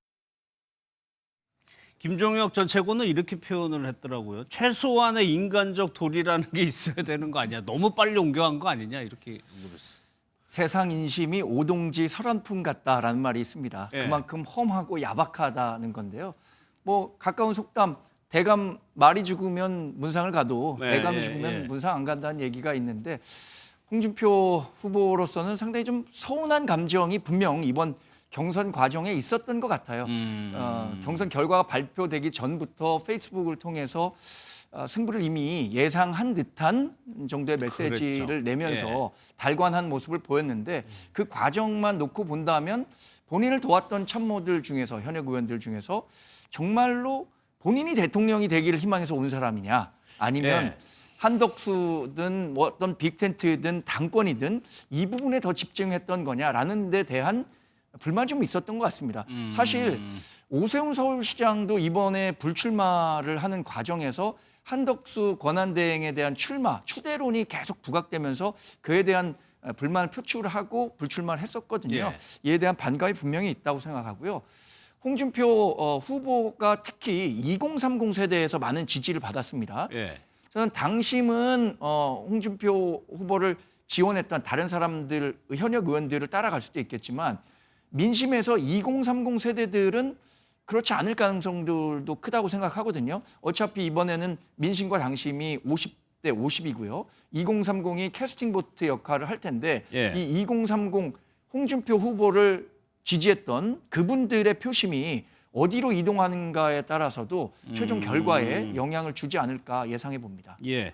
홍준표 이제 전 시장의 행보도 좀 한번 살펴볼 텐데 오늘 바로 탈당계를 제출을 했다고 합니다. 어제 정계 은퇴를 바로 선언했었죠. 영상을 한번 다시 보도록 하겠습니다. 오늘 정기적으로 했습니다. 이번 대선에서 제 역할은 여기까지입니다. 서울 시민으로 돌아가서 시장통에서 거리에서 부담 없이 만날 수 있는 그런 일개 시민으로 남았으면 합니다. 더 이상 정치 안 하겠습니다. 박 의원님께도 그거 한번 여쭤볼게요. 경선 과정에서 마음이 상한 측면이 있었을 것이라고 정광재 대변인이 얘기했는데 실제로 오늘 바로 탈당계까지 내버릴 필요까지는 있었을까라는 생각도 드는데요. 글쎄 뭐 어제 그런 예고를 했습니다만 막상 이렇게 즉각적으로 탈당계를 내겠는가 예. 하는 시각도 있었는데 바로 내셨네요. 그만큼 이제 경선 과정에서 일단 본인의 캠프를 포함해서 이제 당의 모습에 대해서 여러 가지 이제 회의나 불만이나 이런 것들을 느낀 게 아닌가 싶습니다. 보통은 정계 은퇴 선언을 하더라도 어쨌든 대선 본선이 남아 있기 때문에 패자로서 승자를 지원하고 좀 힘을 보태는 힘을 보태주는 역할을 하죠. 그게 또 이제 홍준표 후보께서 원로잖아요, 당에.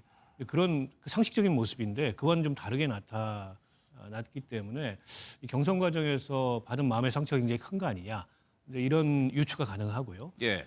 다른 한편으로는 지금 명태균 씨 관련된 검찰 수사 이게 이제 심상치 않게 진행이 되기 때문에 아예 정치권에서 멀어지는 게 그렇다고 수사가 멈추지는 않겠지만 그와 관련된 이슈를 덜 만들고 어쨌든 본인이 입을 데미지랄까요? 이런 것들을 줄이는 방법 아니냐. 그래서 홍준표 시장이 아예 이제 뭐 정계 은퇴뿐만이 아니고 탈당까지 하고 정치 안 한다라는 선언을 한 거 아닌가 이런 관측도 있습니다. 어찌 됐건 간에 국민의힘으로서는 상당한 손실이죠. 왜냐하면 후보가 못 됐어도 홍준표 시장이 갖는 그 보수 정치권 내 일정한 상징성이라는 게 있거든요. 그런데다가 최근에 이제 젊은 층하고 소통을 활발히 하면서 그 젊은 층과의 교감도가 굉장히 높은 그런 이제 정치인이었습니다. 이제 그런 쪽에서 손실이 날 가능성도 있기 때문에 당으로서는 뭐 홍 시장 탈당 선언을 하셨습니다만 마음을 붙잡기 위해서 노력을 하겠습니다만은 근데 저 돌아선 마음이 쉽게 다시 돌아오겠습니다. 제가 보기엔 국민의힘으로서는 과정 관리를 잘못해서 상당한 손실을 입었다 이렇게 보입니다. 아니 민주당 경선에서도 김경수 전 지사 같은 경우 선대위에 합류하는 모습을 이렇게 보이기도 하는데 일단은 홍준표 전 시장은 탈당계를 내버리고 갔어요. 그러면 저희가 한번 질문 한번 드려볼게요. 이 단어 때문에 조금 여러 가지 좀 해석이 나올 수도 있는 것 같아요. 서울 시민으로 돌아간다. 대구시장이었는데 서울 시민으로 돌아간다라는 얘기를 했어요. 다음 행보가 어떻게 될 것인가. 당분간은 별다른 행동은 안 하겠죠. 그 이후에도 계속 어떻게 보세요, 정광재 대표? 그래서 본인이 정치를 졸업한다, 조기 졸업한다라고 했는데 다시 정치 일선에 돌아오려면 더 큰 명분이 있어야 할 텐데 그 명분을 찾기는 전 쉽지는 않을 거라고 생각합니다. 굳이 왜 서울 시민으로 돌아간다고 했을까라는 것에 대해서 많은 분들이 그럼 뭐 다음 그 지방선거에서 혹시 서울시장을 염두에 둔 것 아니냐라는 해석을 낳기도 하는데 홍준표 전 대구시장 후보는 송파구에 오랫동안 거주를 했었습니다. 송파에서 그렇죠. 국회의원도 2차례인지 3차례인지 하셨었고 그래서 뭐 서울 시민으로 돌아간다는 것에 대해서 지금으로서는 큰 정치적 의미를 두기는 어렵다고 봅니다. 그리고 대선 과정에서 그러면 홍준표 후보의 역할이 모두 사라졌느냐? 지금 당장은 그럴 수 있겠지만 우리 당의 후보가 정해지면 그분이 삼고초려를 해서라도 홍준표 후보의 도움을 얻으려는 노력을 해야겠죠. 홍준표 후보가 그동안 그 보수 진영 내에서 갖고 있었던 위상이라는 게 있습니다. 그렇죠. 또 매니아층도 네. 있고 특히 뭐 2030 세대에서는 꼰대이긴 하지만 미워할 수 없는 꼰대. 또 예. 한편에서는 또 열광하는 분들도 있었기 때문에 그런 분들의 표심을 얻기 위해서라도 본 후보로 확정되는 분이 삼고초려의 노력을 해서 홍준표 후보도 함께 모시는 노력을 해야 그게 진짜 빅텐트고 그렇죠. 원팀이 될 거라고 예. 생각합니다. 빅텐트 얘기를 저희가 지금 열흘 넘게 하고 있는데 만약에 홍준표 후보가 또 저렇게 빠지고 한다면 그게 또 모양새가 안 나올 수도 있고. 박 의원께서는 어떻게 예상하세요? 그렇죠. 지금 우리 정광재 대변인 말씀하셨듯이 홍준표 그 시장이 가지고 있던 그런 정치적 상징성에 이제 구멍이 생기는 거거든요. 네. 그 누가 대체하기도 쉽지 않아요. 앞서 이제 서울 시민 얘기와 관련된 뭐 여러 가지 정치적 해석이 따르는데 당분간 무슨 뭐 정치를 다시 하거나 혹은 이제 정계 은퇴 선언을 번복하고 정치로 돌아올 가능성이 없어요. 그럴 만한 명분도 없는 데다가 과거에 이제 2012년도에 총선 그 패배하고 나서 정계 은퇴 선언을 한 번 했다가 경남지사 보궐선거가 생기니까 경남지사 보궐선거를 통해서 복귀했던 적이 있거든요. 그랬었나요? 맞습니다.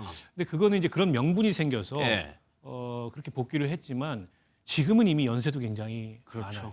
때문에 예. 이제 그때하고 상황이 많이 달라서 제가 보기에는 그냥 뭐 본인의 그 정계 은퇴 의사를 그대로 받아들이면 되지 않을까 싶고요. 예. 서울 시민이라는 표현은 서울에 사셔서 아마 서울 시민이라고 얘기한 것 같은데 그에 대해서 뭐 내년 지방선거 때 일정한 역할을 염두에 두고 예. 그런 얘기를 한 거 아니냐라는 해석도 있는데 아니 저분이 벌써 이제 경남지사에 대구시장에 지방광역단체장을 2번이나 예. 옮겨서 했는데 또 서울에서 무슨 역할을 하시겠어요? 그건 제가 보기엔 억측에 가까운 그런 해석이라고 보입니다.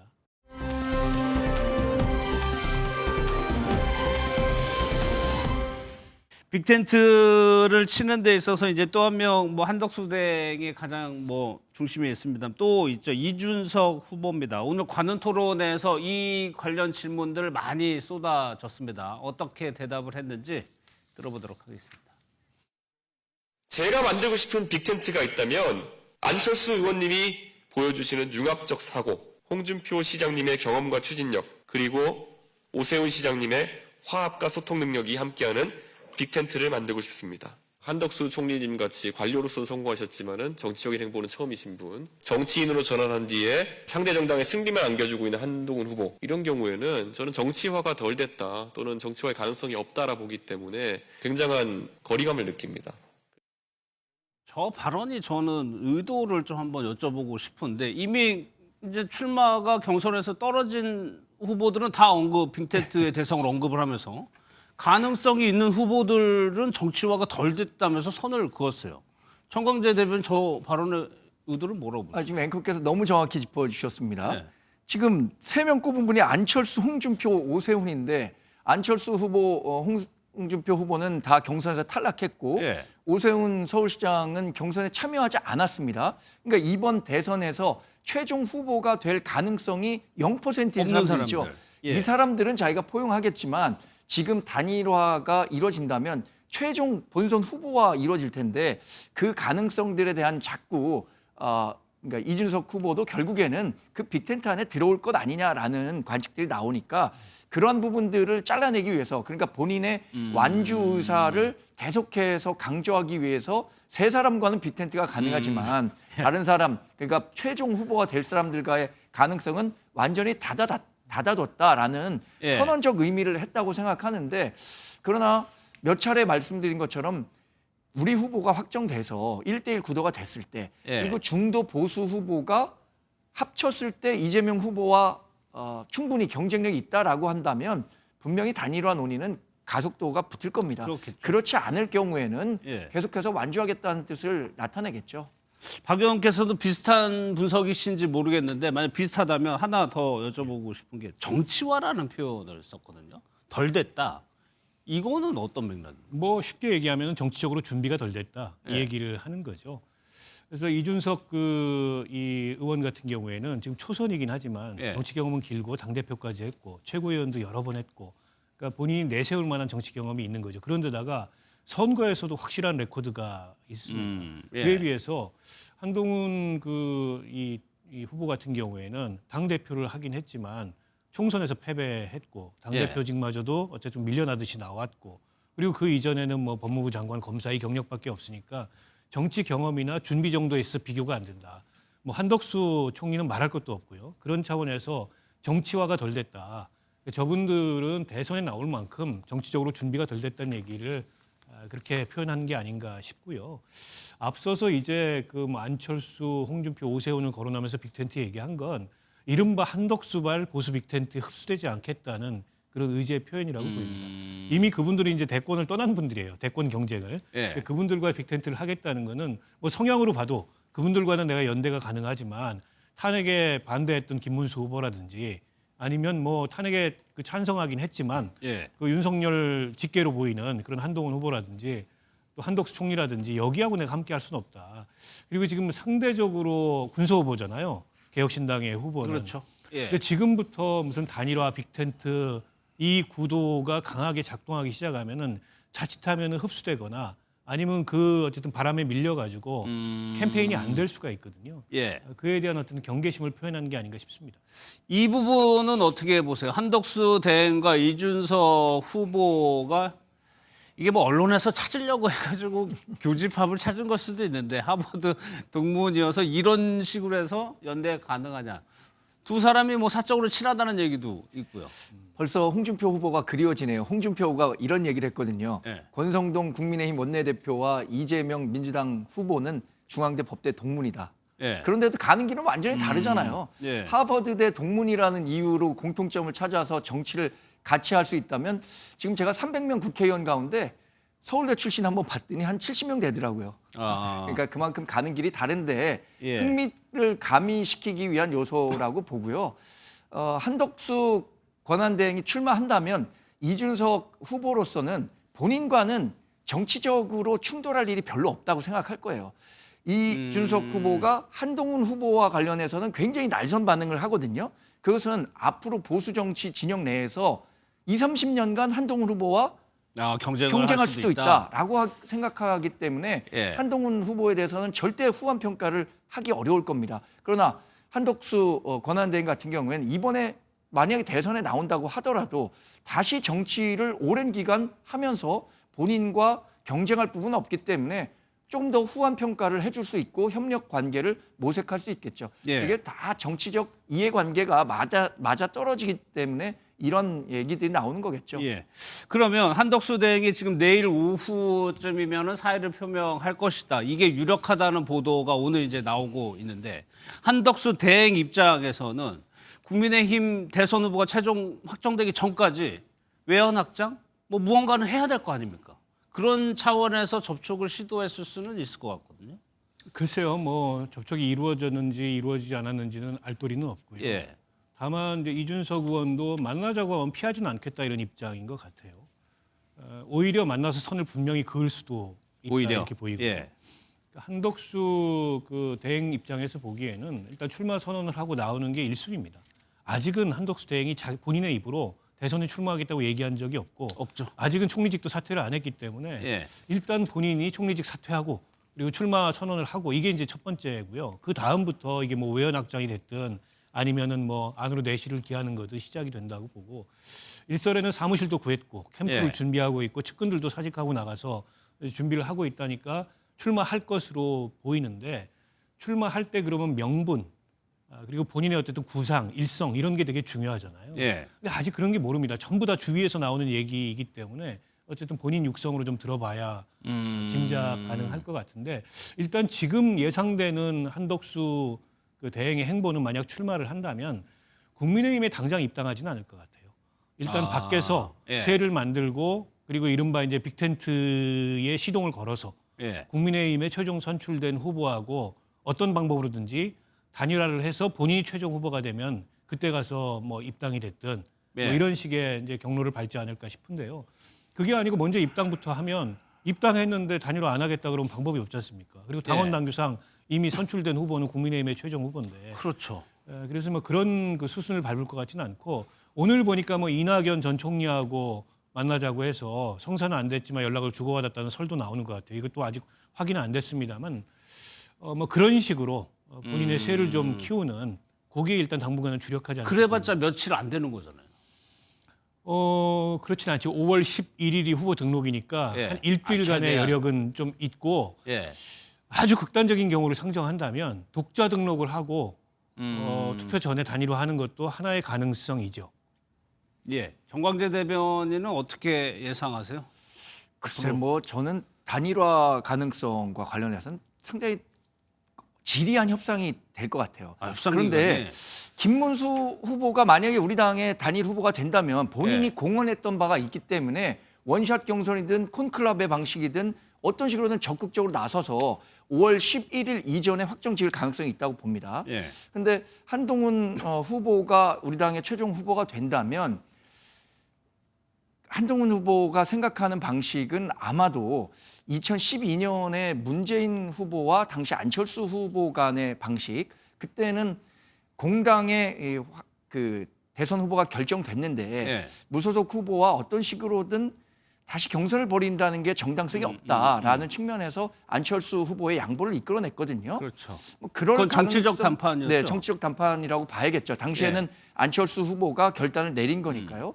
그럴 가능성이 크다고 저는 개인적으로 예상해 봅니다. 그러나 우리 당은 어쨌든 단일화 관련한 것이 정권 재창출에 도움이 된다면 분명히 적극적으로 임해야 한다는 입장을 갖고 있죠. 우리 당 입장에서는. 알겠습니다. 내일 오후 3시에요. 이재명 민주당 후보의 선거법, 공직선거법 대법에서 선고를 한다고 했습니다. 저희가 이 내용도 내일 생중계로 해서 어떤 결과가 나오는지 전달해 드리도록 하겠습니다.